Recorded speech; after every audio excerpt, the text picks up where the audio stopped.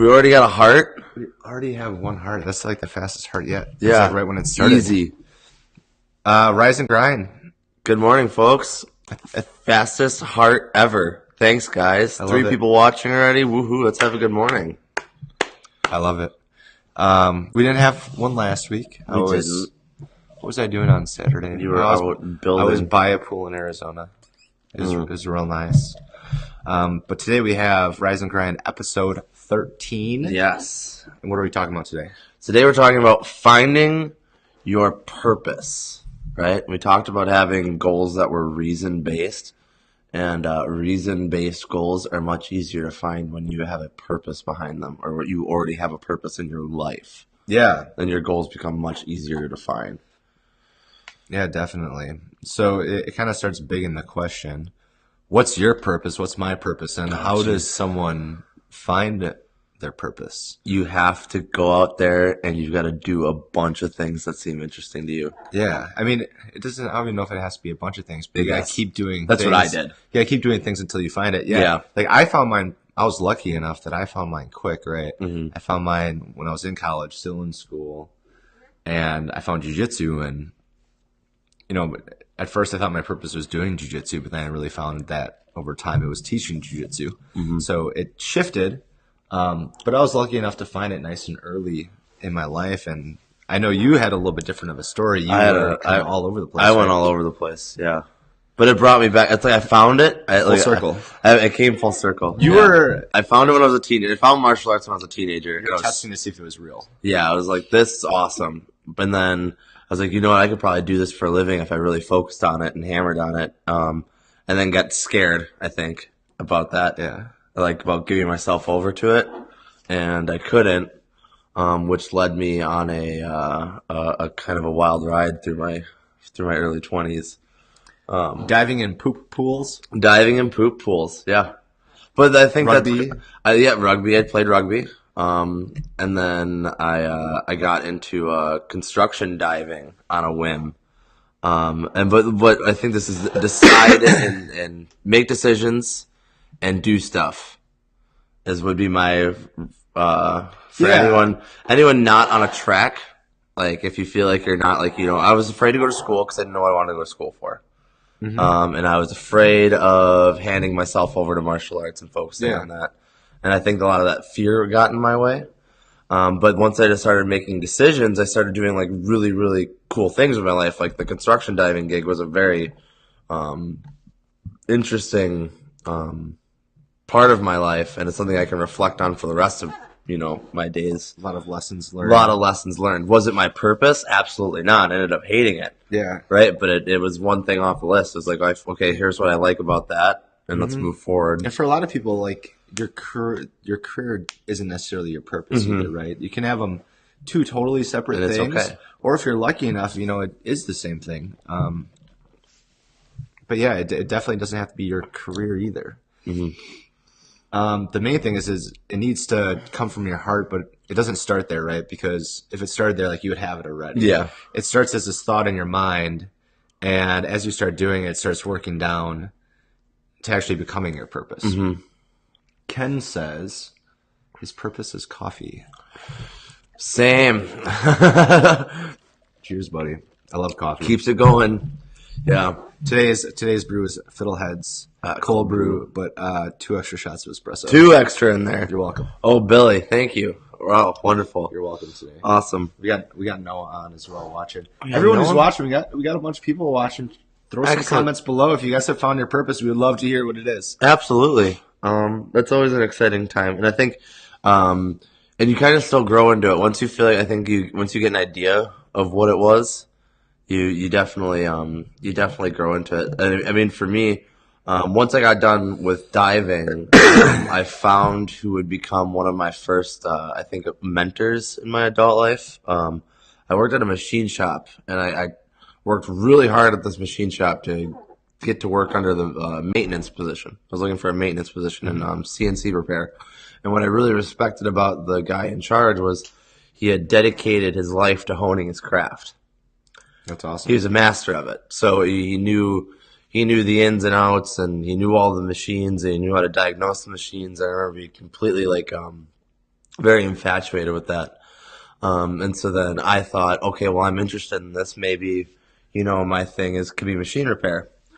And that wasn't it. But what I did take from that was the craft. Yeah. Like the idea of the craft and how it takes time and patience and care and focus and learning, which would then bring me back to martial arts. A different craft, right? Yeah.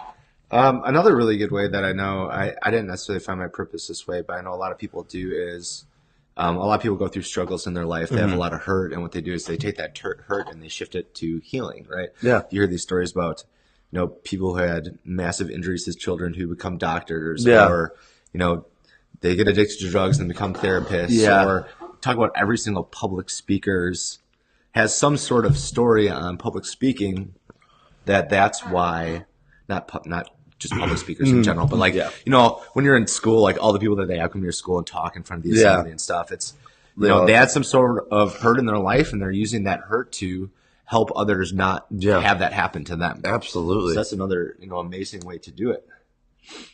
That is an amazing way. That's the right word for that. I do agree with that. If there's something that you've gone through, and that you feel like you can help others, and then even talking about the transformative process of this finding this purpose. So like I get back into martial arts, and now, I, much like you, I think I found my passion with this kids program. Yeah. And, it was something that you kind of you learn and it grows on you and it changes. But then with that trauma based purpose is that you now have this wealth of experience and you can give back to people who aren't as well equipped as you are. Yeah, definitely. So a couple other techniques, we still have a few more on like finding your purpose, right? Is really listening to others on what they appreciate about you. Right. A lot of times others will help you guide your way to your purpose because even though you may think it's something small that you do, that you enjoy, like other people might see something different. Right. Yeah. And you always need to be on the watch out for other people who are really, they see your purpose inside of you and they help you bring it out. I think again, when I first started martial arts, I didn't think that, personally, the teaching aspect, I was like, okay, this is cool. But then, the more people came, the more the other people started to help me really see how important it was that I do that sort of thing. And would you say that would help you? I'd say, like, you definitely handed yourself over to, like, it became your thing, constant throughout your college career, throughout your professional career. Like, it's always been a constant. Yeah. Is that how you found it? Was it other people saying, like, oh, you know what, you're really good at that? I think it was a combination of the two. Like, I always enjoyed doing martial arts. And, even when I'm here running the gym, I'm, like, still doing martial arts. Like, I'm never going to be the martial arts instructor who, like, steps away. Like, I need to be training. Or else I'll literally go insane. I'll go crazy, and you guys will, like, hate me because I'll just be psycho. Just nuts. But yeah, I think it's still a combination of the two. The more people I see keep coming to the gym and trying it out and growing, just kind of fuels my passion more and more over time. Give you a chance to give back. And yeah, it's I'm really found in building a community. Yeah, that's really what I want. And that is what you're doing. A lot of different people who have their different passions find and build their own communities, right? Oh yeah. If there's not one there, they construct it. If there is one there, they feed it and they grow it. Yeah. And I think that's what a lot of people try to go and find, like people who don't have purpose. That's where they kind of go and find in, different kind of social aspects, like in the bar scene, or in they try to hang out with people in their work, which never always works out the best. And that's what I think that what you've done at Neutral in general has done, has brought people from all sorts of places. There's so many options. Like, there's, if you're in a Toastmasters, you want to help people speak and be better leaders, do Toastmasters. If you're an artist, join an artist guild. If you're a business, join a business networking group. If it's, you want to help kids learn, there's so many programs out there that like help kids learn. There's a lot of different communities that are out there that like you don't have to start from scratch. You can start with something. If it's martial arts, come here. Yeah. And you can help people learn that way. It's a good point. It doesn't have to. It was martial arts for us, but it doesn't have to be. There's plenty of healthy, social, and good communities out there that have a purpose. Yeah. The communities have a purpose, right? Yeah. Yeah, like your business is a community and the bar scene is a community, but like they don't have a purpose. Yes. Besides just party. Yeah. Which is always fun, but that's not a healthy place to go find purpose and community and fulfillment. Yeah. There should be something, and there is something you can be doing in your life to find that and to be really using that. Definitely. And it's really the question is like, how do you want to be remembered? Like if you disappeared tomorrow, like, oh, that guy. Like you want to be remembered for something. Yeah. Right? Everybody wants to be remembered. You're a great father, you made a change, whatever it may be. Like you built a legacy. It's all really cool stuff. And so that's, that can be your purpose. Like service.